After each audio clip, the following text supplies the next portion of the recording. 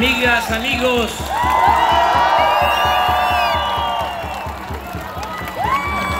de Tijuana,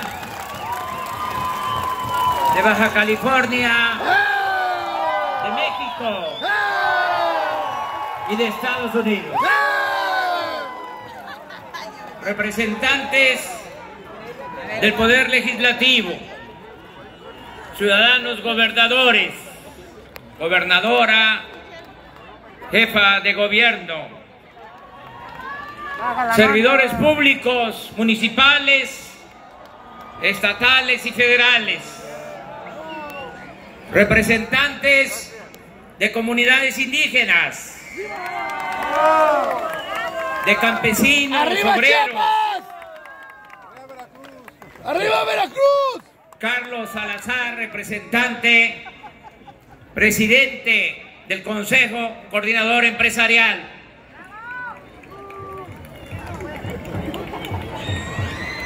Representantes de las iglesias. Libres pensadores. ¡Sí! Migrantes. ¡Sí! Amigas y amigos todos. ¡Claro que sí! Estados Unidos y México no son vecinos distantes. Comparten una frontera de 3.180 kilómetros de largo. Ejercen una influencia cultural mutua. Y las historias nacionales de nuestros países están entrelazadas en numerosos episodios de hostilidad, pero también de cooperación y entendimiento. El gran zarpazo de 1847 y las intervenciones del siglo XX en nuestro territorio, amén de otros agravios, han tenido una contraparte en la amistad entre gobiernos y la fraternidad de los pueblos de ambas naciones. Por ejemplo, el presidente Benito Juárez, ¡Viva! el mejor presidente de México, ¡Viva! recibió una invaluable ayuda de Abraham Lincoln en su lucha contra los invasores franceses. Y en otros momentos, Estados Unidos dio refugio a próceres de nuestra historia, como Mariano Escobedo, ¡Viva! Vicente Rivapalacio, ¡Viva! Francisco I. Madero ¡Viva! y José Vasconcelos. ¡Viva! No se nos olvida que desconocieron al usurpador Victoriano Huerta en 1913, quien se había hecho del poder tras un golpe de Estado. Más aún, muchos periodistas, dirigentes sociales y políticos de nuestro país optaron por combatir a la dictadura porfirista desde el territorio estadounidense para poner a salvo sus vidas, porque en ese entonces, mientras en Estados Unidos se aplicaba la ley y se les castigaba con cárcel, en México, desgraciadamente, se les tiroteaba por la espalda, se les aplicaba la famosa y terrible ley fuga. Más adelante, como aquí se ha dicho, los gobiernos de Franklin Delano Roosevelt y de Lázaro Cárdenas mantuvieron relaciones ejemplares a pesar de la expropiación petrolera de 1938. Unos años después, México peleó al lado de Estados Unidos en la Segunda Guerra Mundial, no solo con los aviadores heroicos mexicanos del Escuadrón 201 que combatieron en el Pacífico, sino también enviando en ese entonces al país vecino a trabajadores braceros que contribuyeron a garantizar la producción de alimentos y materias primas en Estados Unidos. A mediados del siglo pasado, la tecnología y los bienes de capital procedentes de nuestros vecinos del norte fueron fundamentales para el proceso de industrialización impulsado en nuestro país. Hacia los años de 1960 dieron comienzo los programas para el desarrollo de la frontera norte, con el apoyo progresivo, comercial, bilateral, con el crecimiento de nuestra economía y del mercado interno. Las empresas de Estados Unidos encontraron una atractiva zona de inversión en nuestro país y casi todas las grandes corporaciones establecieron filiales en nuestras ciudades. En 1993, ambos países, además de Canadá, firmaron el Tratado de Libre Comercio de América del Norte, con lo que se constituyó uno de los principales bloques económicos del mundo. En consecuencia, en 1995, el gobierno de Washington otorgó un apoyo financiero extraordinario para superar la crisis económica, la devaluación del peso, la crisis financiera que se presentó al concluir la administración de Carlos Salinas e iniciar la de Ernesto Zedillo. Una de las consecuencias de la imposición del modelo neoliberal en nuestro país fue la expulsión masiva de población de sus lugares de origen, la pérdida de empleos en una industria desmantelada, cuando decían que la mejor política industrial era la que no existía. Y con ello, con el abandono de las actividades productivas en el campo, en la ciudad, creció el flujo de refugiados económicos y como nunca tuvieron que irse a buscar la vida del otro lado de la frontera millones de mexicanos, millones de compatriotas nuestros cruzaron el río Bravo en busca de subsistencia económica y de mejores horizontes de vida, y hubieron de enfrentar la discriminación, los atropellos y la persecución policial. Pero también, y eso no debemos soslayarlo, también se registraron sublimes manifestaciones de apoyo y solidaridad de una buena parte de la sociedad estadounidense. En la actualidad, Estados Unidos tiene una comunidad mexicana formada por unos 36 millones de personas, de las cuales 15 millones son nacidas en México. Esa población realiza un aporte fundamental a la economía y a la cultura del país vecino, y su participación política allí es cada vez más relevante. Hay en ella más de 1 millón de emprendedores. Además, los mexicanos realizan el 30% de las labores agrícolas en Estados Unidos, el 20% de las tareas en la construcción y el 15% en la industria turística.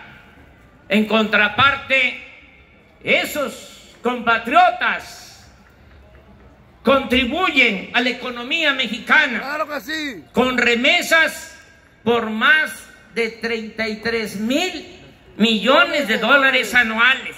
Es lo que traemos nosotros. Un dato poco citado ¿Sí o no? es que en México residen cerca de 1,200,000 estadounidenses. Es decir, nuestros dos países son protagonistas del mayor intercambio demográfico del mundo.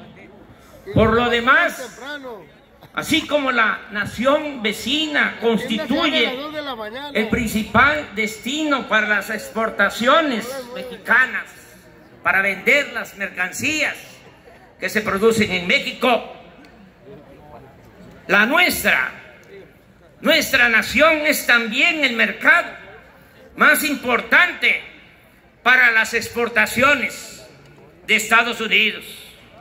Es en este contexto y en vísperas de la conclusión del Tratado de México, Estados Unidos y Canadá, que se presenta la decisión unilateral del presidente Donald Trump de imponer un arancel generalizado y progresivo a las exportaciones mexicanas a Estados Unidos. Se trató de una medida que respetamos, pero que no compartimos, porque de aplicarse hubiese causado, como aquí se ha dicho, un daño importante en ambas economías y debilitado en forma significativa la alianza comercial de la región. Por fortuna, desde el principio hicimos propuestas al gobierno estadounidense para resolver de fondo el fenómeno migratorio, y eso contribuyó mucho en las intensas negociaciones que se celebraron en Washington. También abonó para llegar al acuerdo de ayer la decidida postura de mantener una política de respeto y buena vecindad con el gobierno de Estados Unidos y de fraternidad con su población. Aprovechamos aquí en Tijuana para decirle al pueblo estadounidense una vez más que no abrigamos ni abrigaremos intención alguna de perjudicarlo y que estamos resueltos a colaborar con él en todos los ámbitos, especialmente ante la preocupación que suscita el crecimiento del flujo migratorio hacia su país. Asimismo, acudimos a su comprensión porque el fenómeno migratorio no surge de la nada, es originado por las carencias materiales y la inseguridad en los países centroamericanos y en sectores y regiones marginadas de México, en donde hay seres humanos que necesitan emprender todo un peregrinar para mitigar su hambre y su pobreza o para preservar sus vidas. Hemos expresado que resolveremos el fenómeno migratorio atacando sus causas profundas, es decir, mediante el impulso al desarrollo y a la construcción del bienestar y la paz. Y en México ya lo estamos haciendo, pero para aplicar esta propuesta en las naciones de Centroamérica y del Caribe es indispensable el concurso de Estados Unidos, de Canadá y de otros países desarrollados. Quiero mencionar un dato conmovedor. De los 521,000 migrantes que ingresaron a nuestro país por la frontera sur en el curso de este año, con la intención de llegar a Estados Unidos, 159,395 son menores de edad y 43,875 niñas y niños viajaron solos. Es claro que ante esta amarga realidad, esta amarga y dolorosa realidad, no se puede enfrentar la solución solo a cerrar fronteras o a utilizar medidas coercitivas. Lo más eficaz y lo más humano es enfrentar el fenómeno migratorio combatiendo la falta de oportunidades de empleo y la pobreza para lograr que la migración sea opcional, no forzada. En consecuencia, reafirmamos nuestro compromiso de contribuir a evitar que los migrantes atraviesen el territorio nacional para alcanzar el de Estados Unidos, pero jamás lo haremos violando los derechos humanos de los viajeros, empezando por el principal de los derechos humanos, el derecho a vivir libres de miseria, el derecho a la vida. Bajo este criterio que sostendremos, siempre será injusto el que se pretenda castigar a México por proponer un alto a la migración mediante el impulso al bienestar y la seguridad en sus puntos de origen y por procurar la fraternidad entre las sociedades y los pueblos. Celebramos el importante acuerdo de ayer porque se nos estaba colocando en una situación muy difícil, muy incómoda, la de tener que aplicar a ciertas mercancías de Estados Unidos las mismas medidas, restricciones comerciales similares a las que se iban a imponer a las exportaciones mexicanas. Confieso que como persona, como ciudadano, rechazo los actos de represalia y la ley del talión. Soy un pacifista convencido, inspirado en los ejemplos de Gandhi, de Martin Luther King, de Nelson Mandela. Sin embargo, como jefe y representante del Estado mexicano, no puedo permitir a nadie que se atente contra la economía de nuestro país, y menos que se establezca una asimetría injusta, indigna para nuestro gobierno y humillante para nuestra nación. Afortunadamente, ayer se impuso la política sobre la confrontación y debo reconocer que hubo voluntad para buscar una salida negociada al conflicto de parte del presidente Donald Trump y de sus principales colaboradores. Me consta al presidente Donald Trump, por eso no le levanto un puño cerrado, sino una mano abierta y franca. ¡Eso! ¡Así se habla! ¡Eso! Y reiteramos nuestra disposición a la amistad, al diálogo y a la colaboración. Manifestamos asimismo nuestra determinación de mantenernos al margen de los asuntos internos de nuestro vecino país y cercano al mismo tiempo.